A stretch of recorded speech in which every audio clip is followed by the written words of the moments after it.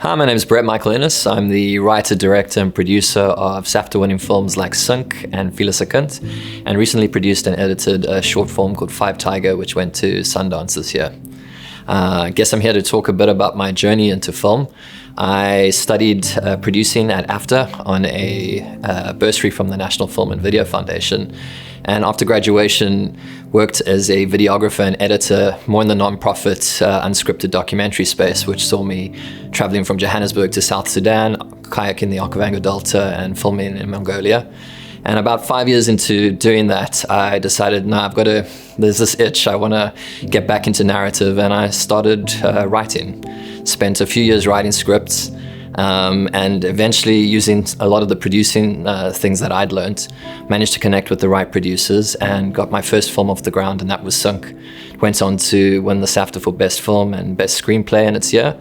And from there, I've just really been stretching myself so that I can play in many different parts in the filmmaking process. So if it's a producer on someone else's project or just writing and passing a script on to another production house, I really like to see where the different narratives that I'm able to harness are able to fit into the South African cinema landscape. Your hardest film to get made is your first one, because so often you're trying to convince people that you have something that you often don't even know if you have. So it's easy to write a script. I say that in inverted commas because it's a lot of time that gets spent into putting those words onto page. But it's a relatively inexpensive part of what you've got to do. It's you, your laptop, and you've got to just dedicate the time to write the story. And people can read that and see, can this person actually write? But when it comes to directing and producing, you're in essence asking people to put millions into something that you can't actually show them you're able to do.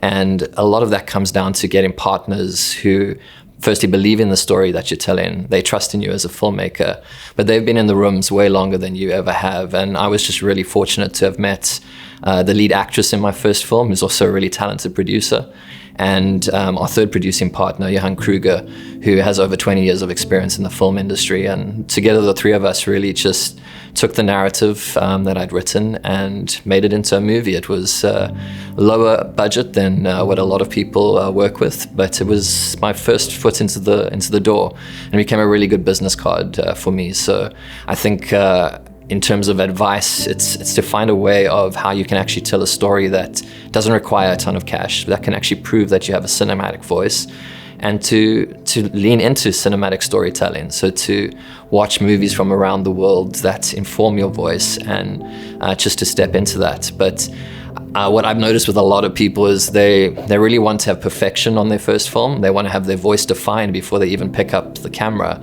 And to me, that's something you actually learn while you're doing the job. So I'm not someone who leans into perfection. I lean into the messiness of what we do, and actually find that the magic of cinema is captured when you're less controlling of that space. And yeah, it's just to actually take that first step and to step into it and to keep going and to keep going. It is a exhausting, long journey. And while I won't pretend it's on the same level as, say, a single mom who's working 3 jobs to support her kid, the difference with filmmaking is that we willingly put ourselves in a position where we are rejected on a number of occasions, time and time again. And it's to make sure that those soft spots inside of us remain resilient so that we can actually do the craft that we do, and to create a space where we actually have the privilege to wait and to keep going. It really is a marathon, it's not a sprint. And no one is ever discovered. I think that is one of the biggest lessons I've learned, is the people who are discovered have been doing it for 10 years. It's only we've noticed them in that moment. And it's to lean into that process. It's never going to be quick.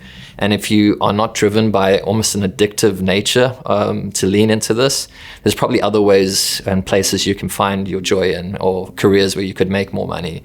You really have to want this above all else. I often laugh when I meet people who I think they're reaching their 40s or 50s and nonchalantly like throw out, I think I might give this filmmaking thing a chance. And I'm just like, guys, there are people who have been trying for 20, 30 years to get in the room. They have a desperation that you will never understand. And you really have to lean into that. I think the best advice that I'd give to someone who's coming out of film school, who's looking to figure out what their next step is to never feel that just because you studied and got a degree as a director, to think that you will walk into that position as you leave film school. I think the downside of the film school experience is that it mimics, I guess, traditional university degrees where if you study medicine, you become a doctor by virtue of that piece of paper. Whereas in filmmaking, I see what you learn at film school as a toolkit that you get. It doesn't guarantee you a job. It doesn't guarantee you a position. And I think a huge dose of humility when you do walk into the industry is something really helpful. It's to get onto set, it's to utilize any of the networks that you did make within film school to get onto into those positions. And it's to actually be prepared to be surprised. You may think, I know for me, I'd always wanted to be a director. I didn't get selected for third year to actually be one of the 10 directors who went forward at AFTA. And I had to fall back on my secondary major, which was producing, which at the time I thought was a huge failure. I was like, okay, clearly I don't have this directing thing cut out for me. But in hindsight, I actually look back now, and the only reason I was able to get my first film off the ground was because of the producing knowledge that I'd learned. I was able to go into rooms with producers, having actually the IP of a script, and to get things going. And if I look back at the year that I came from, there's 2 people who've actually directed a feature. One of them actually majored as a director.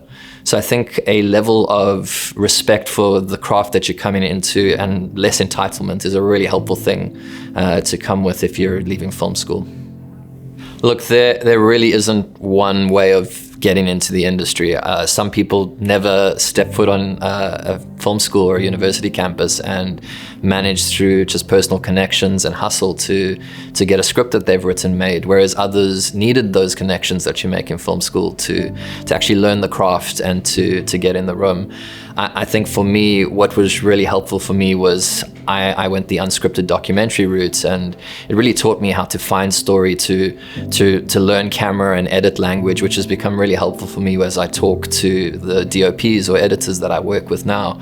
I come from a much more informed space than say a director who only understands performance or narrative. And I think the thing of comparison is a tough thing to carry with when we do see our peers taking much further steps than us, and we then try to mimic their routes. But for a lot of people, it means doing music videos. For others, it means actually, being a researcher at a company for 10 years. For others, it means you actually have the finances to lock yourself away for 2 years and write scripts so that you can get them in the position where they need to be. I think the most important thing is to not expect perfection, to not, all filmmakers like to act like we planned our route to get here. I think that's absolute bullshit. We really do not know what we're doing, and we're just grateful for any doors that do open for us. I think the idea that anyone is self-made is a lie, and if anyone tells you they're self-made, you should run away from them, because we all get to where we are because someone opened a door for us to come into that room. Someone made a phone call, someone trusted or believed in us. And I think if we're able to live with that kind of generosity as well when we do enter the room, to give back to those who are coming behind us, that's just, I think it's something that as South Africans we do a lot more naturally than what I've heard from other parts of the industry. I've had guys from LA or from the UK just saying like South Africans just want to help each other get in there. And I think it's because we suffer from geographic isolation from an industry that we are obsessed with and love, and we just want to make movies. And I think that's the part that I've just loved about South African independent film, is that we get it. Anyone who's coming with like the nonsense around, they want their big trailer or like they just want to be treated in a certain way, there's just no space for that in the South African film industry. We're here to make movies, and I think that is our magic. That's what we should lean into and stop trying to mimic what we see in the behind the scenes on the big studio films, but to actually just tell good stories. Because when the stories are there, when we're able to show that our voices are unique and that we have something to say, then those bigger opportunities do come. And we've seen that with so many South African voices who are making it across in the US and Europe. And that excites me. I think it's a case of also just celebrating what everyone is doing in the film industry. And it may not be genres that you are particularly excited about, but I think any win for a South African filmmaker is a win for all of us.